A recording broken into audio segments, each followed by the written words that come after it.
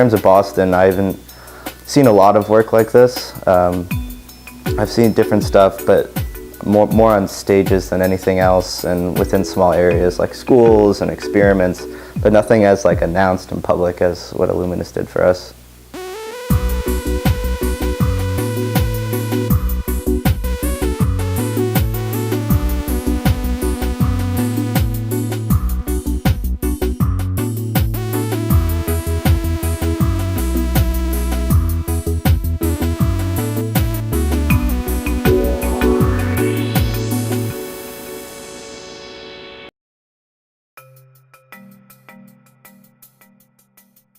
Illuminus started, I think it was just a conversation, you know.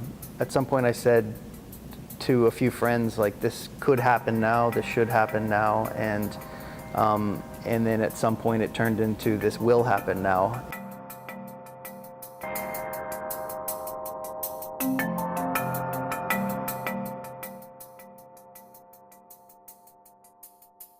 My name is Jeff Grants. I own a small creative design company called Materials and Methods, and we specialize in integrating digital media into built environments, essentially, and trying to create more meaningful applications for technologies in physical space.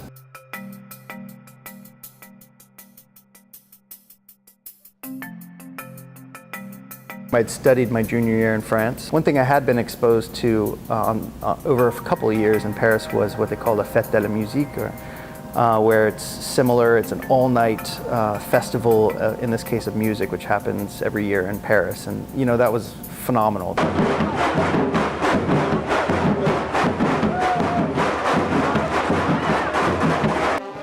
Anyone and everyone who plays everything from a kazoo to a slide trombone would pull their instruments out into the street. It was like this suspension for one night in a city, just people going out in the streets and doing something, playful and kind of interactive with the neighbors around them.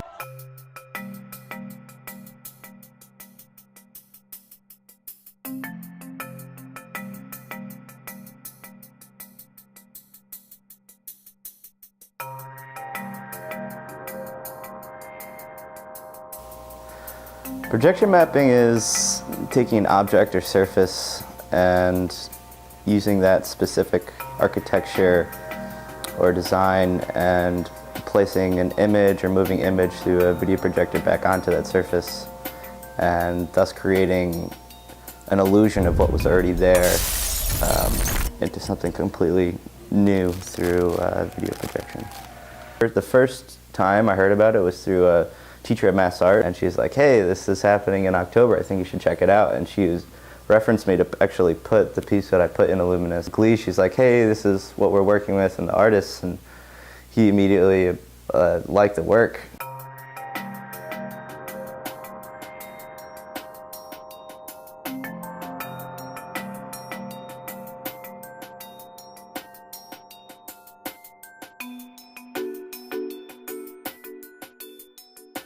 The time that we did the walk around, that was my third time there, but actually like going into the space and Jeff kind of talking about my piece and saying where it's going to go is like kind of that first kind of goosebumps of realizing this is going to be this big in this beautiful space, and that was a wow factor.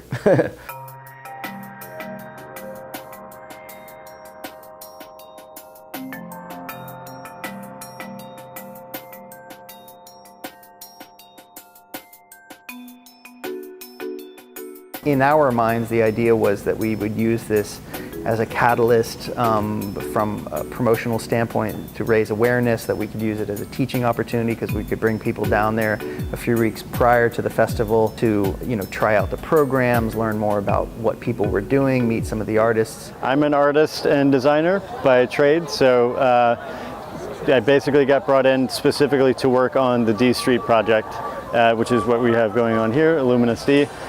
Which is 3 nights of interactive technology, art, and music.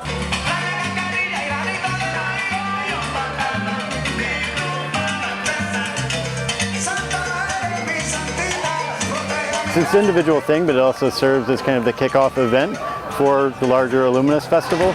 The intent being to bring this kind of art and design focus to Boston. Art, historically, Boston is sort of stuck in the 19th and early 20th century, and so I think it's really good to actually show that technology enables art and design and informs it, and the two sort of work in tandem together. And my piece is The Way You Move. It's a part of a larger piece entitled Bodies of Water, and it's about the water that moves through us.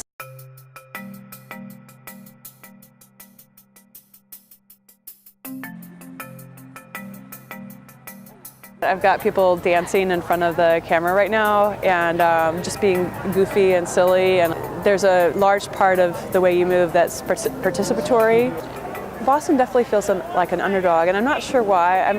Perhaps it's because our roots are kind of in, Puritan origins. I think that we also have some fairly traditional architecture. Maybe that's what affects the lack of innovation in terms of space, because you need space to have public art, and you need the right kind of public space to have interactive art that I can watch people have fun, and I can also join in on the fun, and the conversation can change from one person to the next depending on how they're interacting with it. So in that way, I think it's a very different experience than if it were a fine art piece on the wall, whereas I can't really see how somebody's reacting to that piece. I can see how someone's reacting to my piece.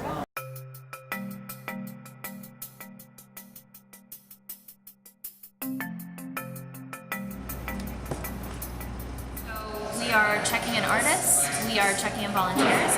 Volunteers for the next shift are showing up. We're doing kind of final cross-checks to make sure all of the artists are set up and that their materials are here and everything's just kind of in the final stage before it starts later tonight.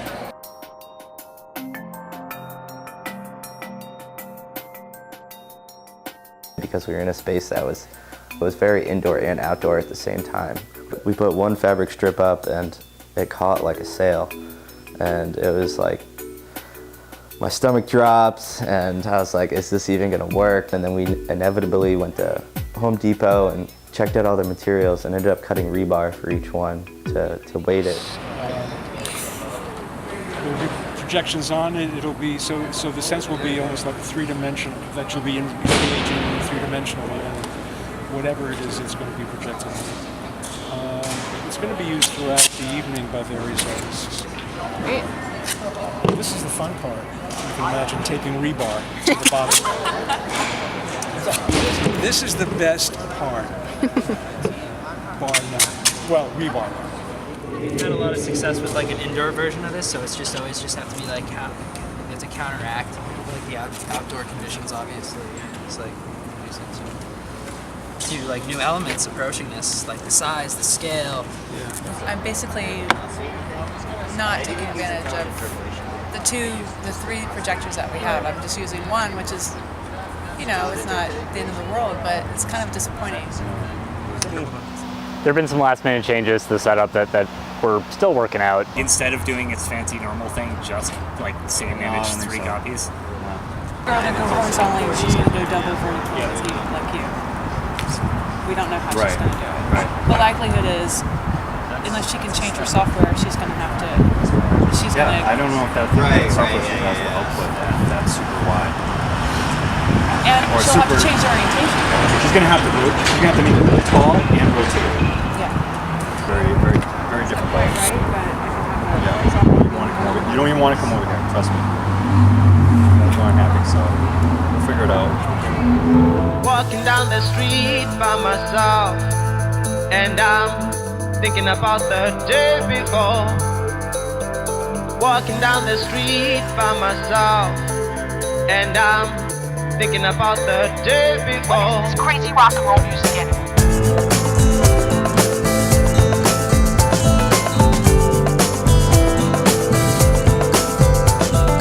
What is this crazy rock and roll music in it?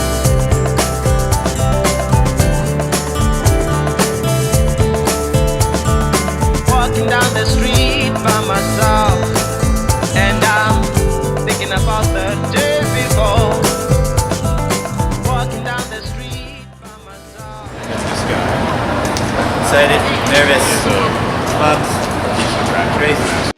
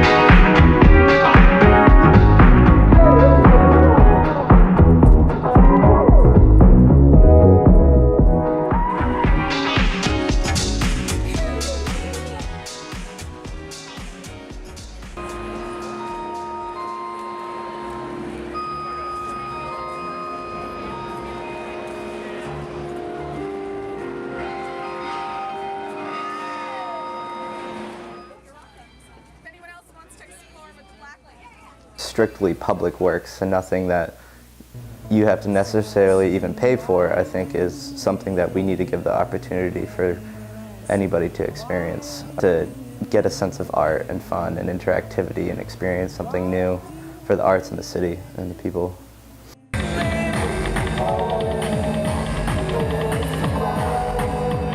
Seeing a projection of light on this building, which is blowing my mind right now. There's all of it, beautiful amazingness, like amazingness. Nothing about this.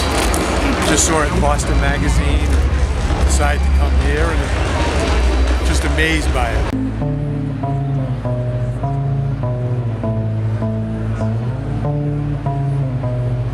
One thing that maybe differentiated this event from others is that it was designed as an experiential event. It wasn't a musical event, it wasn't an art event, it wasn't a performance event, it was all of them. The point of Illuminus was really to provide artists a large-scale platform to present themselves, their work, to highlight, the kind of creative undercurrent that has really always been in Boston, but maybe not found an appropriate conduit to present it in all of its glory.